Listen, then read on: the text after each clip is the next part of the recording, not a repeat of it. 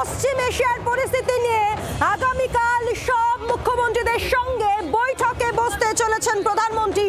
Video কনফারেন্সের মাধ্যমে সন্ধে 6:30-এ প্রধানমন্ত্রী সব রাজ্যের মুখ্যমন্ত্রীদের সঙ্গে কথা বলবেন। আর এক্ষেত্রে উদ্দেশ্য অবশ্যই পশ্চিম এশিয়ার পরিস্থিতি নিয়ে আলোচনা।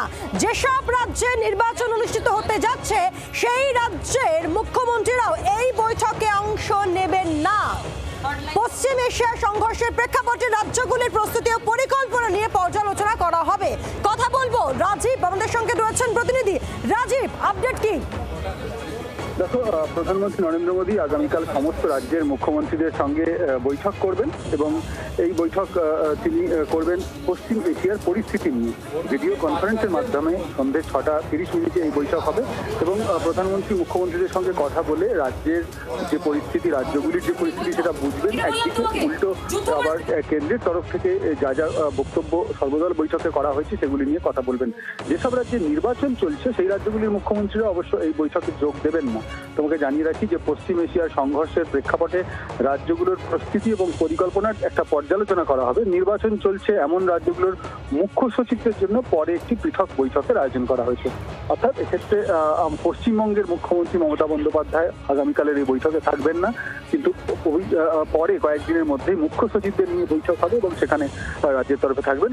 পশ্চিম এশিয়ায় যে যুদ্ধ পরিস্থিতি, তার ফলে পেট্রোপণ্য এবং রান্নার গ্যাসের যে সংকট পরিস্থিতি তৈরি হয়েছে বলে যে খবর রয়েছে এবং জানিয়ে একেবারে লাগাতার সরকার মনিটর করছে পুরো পরিস্থিতি, তা নিয়েই বিস্তারিত আলোচনা করবার জন্য প্রধানমন্ত্রী এই বৈঠক আহ্বান করেছেন বলে জানা যাচ্ছে।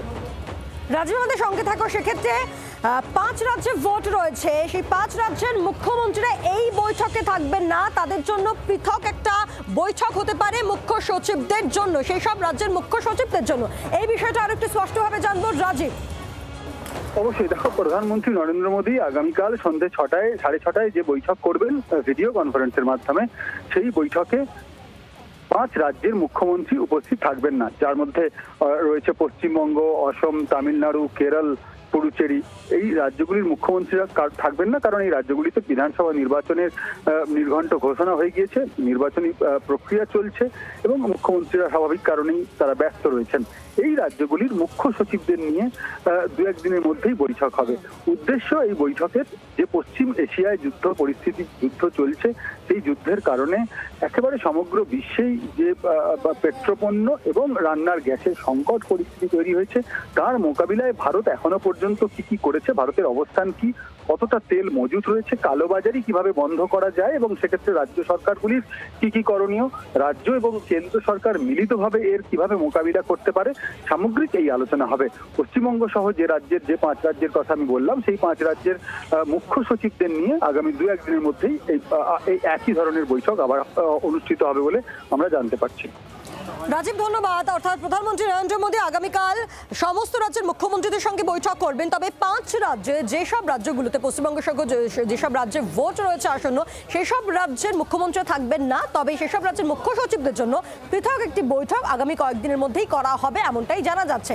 আমাদের সঙ্গে রয়েছেন আমাদের আরেক প্রতিনিধি সব্যসাচী রয়েছেন। সব্যসাচীর কাছে যাব। সব্যসাচী, যা অত্যন্ত গুরুত্বপূর্ণ, কারণ আমরা দেখেছি পশ্চিম এশিয়ায় লাগাতার এই যে পরিস্থিতি, তা নিয়ে আমাদের ভারতবর্ষের নাগরিকদের মধ্যে একটা উদ্বেগ, শঙ্কা তৈরি হয়েছে। তার কারণ পেট্রোল ডিজেলের দাম বৃদ্ধির শঙ্কা করা হচ্ছে এবং একই সঙ্গে সিলিন্ডার শঙ্কা, যেটা আমরা দেখেছি যে বুকিং এর ক্ষেত্রেও সিলিন্ডারের দাম বৃদ্ধি এবং একই সঙ্গে প্রথমে 35 দিন করা হলো, 25 থেকে 35, তারপরে আবারও 25 দিন। এই যে একটা দোলাচলের মধ্যে রয়েছে আমরা রাজ্যবাসীরা এবং ভারতবাসীরা, সেই পরিস্থিতিতে এই বৈঠক যা আগামীকাল হতে চলেছে, সেই উদ্বেগটা কাটতে পারে, সেই আভাস কি হতে চলেছে? দেখো, গতকাল আমরা জি 24 ঘন্টায় বলেছিলাম যে বিষয়টা সম্ভাবনা, এখনো কিন্তু প্যানিক করার কোনো কারণ নেই। সম্ভাবনা যে এরকম হলেও হতে পারে যে কোথাও গিয়ে একটু বিধিনিষেধ হতে পারে কোন জায়গা থেকে, যেরকম একটা হাওয়া জল্পনা এখনো পর্যন্ত, আবারও বলছি, সরকারের তরফে এরকম কিছু জানানো হয়নি। আংশিক এনার্জি লকডাউন আপনাদের মাথায় রাখতে হবে কোভিড কালের শুরুর দিকে সিচুয়েশনের কথা মনে পড়ুন। গতকাল কিন্তু সর্বদল বৈঠক ছিল। গতকাল সর্বদল বৈঠকের পরে সরকার হোক বা বিরোধী হোক, এক্স্যাক্ট কি সিচুয়েশন কেউ কিন্তু মুখ খোলেননি। এই থমথমে পরিস্থিতি উদ্বেগ বাড়িয়েছে। যদি পরিস্থিতি স্বাভাবিক থাকে তাহলে কি কারণে আচমকা প্রধানমন্ত্রীর সব রাজ্যের মুখ্যমন্ত্রীদের সঙ্গে বৈঠক করার প্রয়োজন পড়লো? মাথায় রাখতে হবে আমেরিকা এবং ইরানের মধ্যে যে মধ্যস্থতার কথা হচ্ছিল, ইরান তা মানতে নারাজ। ইরান পাল্টা একাধিক শর্ত দিয়েছে, যেটা যদি আমেরিকা মানে তার মানে আমেরিকা যুদ্ধে পরাজয়। ফলে যুদ্ধ এখনই থামছে না। যুদ্ধ যেহেতু এখনই থামছে না, তেল কোনো সমস্যা নেই, গ্যাসের সমস্যা আরও বাড়ার আশঙ্কা।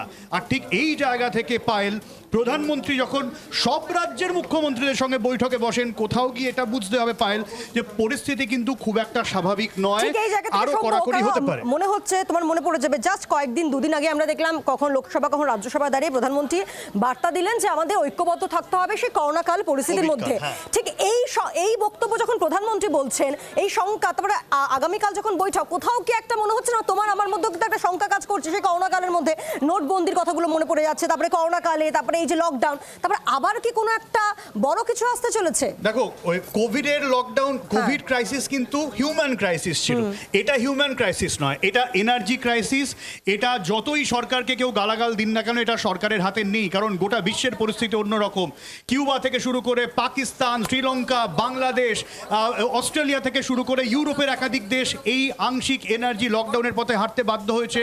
কোথাও কয়েক ঘন্টা ধরে লোডশেডিং হচ্ছে, কোথাও রান্নার গ্যাসে কড়াকড়ি হচ্ছে। ফলে এনার্জি লকডাউনের বিষয়টা একটা আশঙ্কা। সরকার এখনো পর্যন্ত কিছু জানায়নি। আগামীকাল মুখ্যমন্ত্রীদের সঙ্গে পায়েল কি বৈঠক হয়, কি উঠে আসে সরকারের তরফ থেকে, সেদিকে অবশ্যই আমাদের নজর রাখতে হবে। তারপরেই জানা যাবে পায়েল গোটা পরিস্থিতি কোন পথে। পায়েল,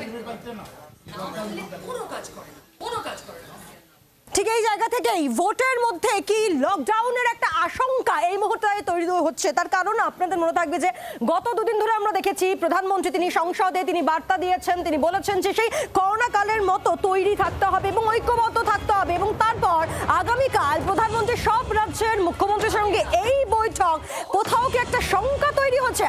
মুখ্যমন্ত্রী মমতা বন্দ্যোপাধ্যায় আজ তিনি কি বলেন এই পুরো বিষয় নিয়ে একবার শুনুন।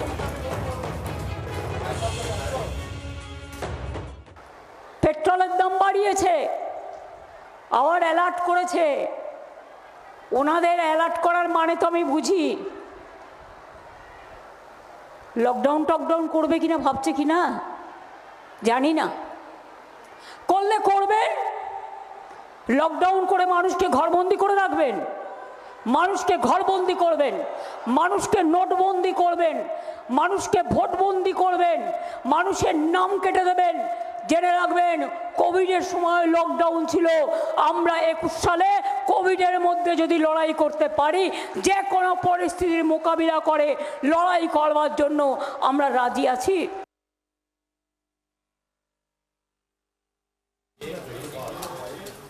গ্যাসের দাম বৃদ্ধি সহ এবং সিলিন্ডার নিয়ে না পাওয়া নিয়ে যে একটা শঙ্কা তৈরি হয়েছে, তা নিয়ে আবারও আজ সরব হন মমতা বন্দ্যোপাধ্যায়। এবং এই পুরো পরিস্থিতি যেখানে দাঁড়িয়ে রয়েছে, তার মধ্যে আবার আগামীকাল নরেন্দ্র মোদী যে বৈঠক, সেই বৈঠক থেকে কোথাও কি একটা শঙ্কা তৈরি হচ্ছে। তার কারণ বারবার করে সংসদে দাঁড়িয়ে নরেন্দ্র মোদী তিনি বলেন যে করোনা কালের মতো পরিস্থিতি এবং সেক্ষেত্রে দেশবাসীকে ঐক্যবদ্ধ থাকতে হবে। এবং তারপর আজ এই আপডেট যেমনটা আপনাদেরকে আমরা দিচ্ছি যে আগামীকাল সন্ধ্যে 6:30 ভিডিও কনফারেন্সের মাধ্যমে সব রাজ্যের মুখ্যমন্ত্রীদের সঙ্গে বৈঠক করবেন প্রধানমন্ত্রী। যদিও 5 রাজ্য অর্থাৎ পশ্চিমবঙ্গ সহ 5 রাজ্যে যেখানে ভোট আসন্ন, সেই সব রাজ্যের মুখ্যমন্ত্রীরা থাকবেন না, বরং সেই 5 রাজ্যের মুখ্য সচিবদের জন্য আলাদা বৈঠক হতে পারে, এমনটাও কিন্তু জানা যাচ্ছে। কথা বলবো নিরাপত্তা বিশেষজ্ঞ শুভাশিস বাবু রয়েছেন আমাদের সঙ্গে। শুভাশিস বন্দ্যোপাধ্যায়, শুভাশিস বাবু, আগামীকাল বৈঠক, সেক্ষেত্রে দাঁড়িয়ে যে একটা দোলাচলতা তৈরি হয়েছে, যে একটা লকডাউনের আশঙ্কা করা হচ্ছে, সেক্ষেত্রে দাঁড়িয়ে কি মনে হচ্ছে আগামীকালের এই বৈঠক? দেখুন, লকডাউনটা মনে হয় প্রধানমন্ত্রী বোঝাবার চেষ্টা করেছিল এমার্জেন্সি রেসপন্স সিস্টেমটা ভারতবর্ষের যেরকম হওয়া উচিত আইডিয়ালি সেটাকে রেফার করতে। সেরকম কিছু এমার্জেন্সি বা কিছু রেস্ট্রিকশনস বা কিছু লিমিটেড ট্রানজাকশনস গুলোকে অ্যাক্টিভেট করার একটা প্রসেস হতে পারে, যেখানে ধরুন এরকম বলা হতে পারে যে কিছুটা গ্যাস বা কিছুটা ফুয়েল কিভাবে রিজার্ভ করে আমরা ইউজ করব, যাতে করে একটা লং টার্ম বেনিফিটে আমাদের দেশ যেতে পারে এবং ইকোনমিক ক্রাইসিস ফেস না করতে পারে, এবং কিভাবে সরকার এবং রাজ্য সরকার কিভাবে নিজেদের মধ্যে ব্যালেন্স অ্যাক্টে চলবে, এবং as a notary agency of the central government রাজ্য সরকার কিভাবে বিভিন্ন রকম যে রিসোর্স এবং এনার্জি যেগুলো মানুষের কাছে পৌঁছে দেয় সেইগুলোকে কিভাবে কোয়ান্টিটিতে নিয়ে যাবে এবং তার কি ডিউরেশন হবে, তার কি পসিবিলিটি হবে, সেইগুলোর উপরে একটা ক্লিয়ার কাট ইনস্ট্রাকশনস নিয়ে বিচারাধীন একটা কথাবার্তা হবে বলেই আমার ধারণা। ধন্যবাদ আপনাকে। অর্থাৎ আগামীকাল এই বৈঠক ঠিক সন্ধ্যে 6:30টায় পশ্চিম এশিয়ায় যুদ্ধ পরিস্থিতি তা নিয়ে দেশবাসী বিশেষ করে ভারতবাসীর মধ্যে যে একটা দোলাচলতা তৈরি হয়েছে, যে আবারও কি যে লকডাউনের একটা শঙ্কা গুঞ্জন তৈরি হচ্ছে, তা নিয়ে একটা বার্তা স্পষ্ট হতে পারে আগামীকাল ঠিক সন্ধ্যে 6:30টায় সব রাজ্যের মুখ্যমন্ত্রীদের সঙ্গে ভিডিও কনফারেন্সে প্রধানমন্ত্রী তিনি যখন বৈঠক করবেন। তবে হ্যাঁ, 5 রাজ্য পশ্চিমবঙ্গ সহ 5 রাজ্য যেখানে আসন্ন ভোট, সেই সব রাজ্যের মুখ্যমন্ত্রী থাকবেন না, তবে সেই 5 রাজ্যের মুখ্য সচিবদের জন্য আলাদা বৈঠক হতে পারে, এমনটাও 2-1 দিনের মধ্যে হতে পারে সেই বৈঠক জানা যাচ্ছে। আপনাদের মনে থাকবে যে সংসদে দাঁড়িয়ে প্রধানমন্ত্রী তিনি বারবার করে বলেছেন, লোকসভা হোক কিংবা রাজ্যসভা, যে লকডাউন করোনাকালের মতো পরিস্থিতি, সেক্ষেত্রে ঐক্যবদ্ধ থাকতে হবে দেশবাসীকে। এবং একই সঙ্গে মমতা বন্দ্যোপাধ্যায় তিনি আজ একেবারে নিশানা করেছেন কেন্দ্রকে, এবং তিনি বলেছেন যে লকডাউন করবে কি না তা নিয়ে ভাবনা চিন্তা হচ্ছে, সেই শঙ্কার বাণীও শোনা গিয়েছে মুখ্যমন্ত্রীর গলাতে আজ। লকডাউন করে মানুষকে ঘরবন্দি করে রাখবেন এমনটাও শঙ্কা প্রকাশ করেছেন রাজ্যের মুখ্যমন্ত্রী মমতা বন্দ্যোপাধ্যায়। সেক্ষেত্রে নোটবন্দি ভোটবন্দির কথা উল্লেখ করেন তিনি। আমরা কথা বলবো রাজ্য বিজেপির মুখপাত্র, প্রধান মুখপাত্র দেবজিৎ সরকার রয়েছেন। দেবজিৎ বাবু, মুখ্যমন্ত্রী শঙ্কা প্রকাশ করছেন যে আবার একটা লকডাউন, আবারও সেই নোটবন্দি ঘরবন্দি করে রাখার চেষ্টা সাধারণ মানুষকে। পাগলের মতন কথা বলছেন ওনারা। তার কারণ হচ্ছে পশ্চিমবঙ্গবাসীকে গত 1.5 দশক ধরে ঘর ছাড়া করে দিয়েছেন এই তৃণমূলের লোকেরা। সমস্ত পশ্চিমবঙ্গবাসী যারা সক্ষম আছেন, শিক্ষিত কিংবা অল্প শিক্ষিত, তারা রাজ্য ছেড়ে অন্য অন্য জায়গায় কর্মসংস্থানের জন্য গিয়েছেন। এইসব কথায় বাঙালি আর পাত্তা দিচ্ছে না। বাঙালি যা বাঁচতে চায়, বাঙালি বিজেপি চায়। তৃণমূল নেই, তৃণমূল হারছে। ধন্যবাদ আপনাকে।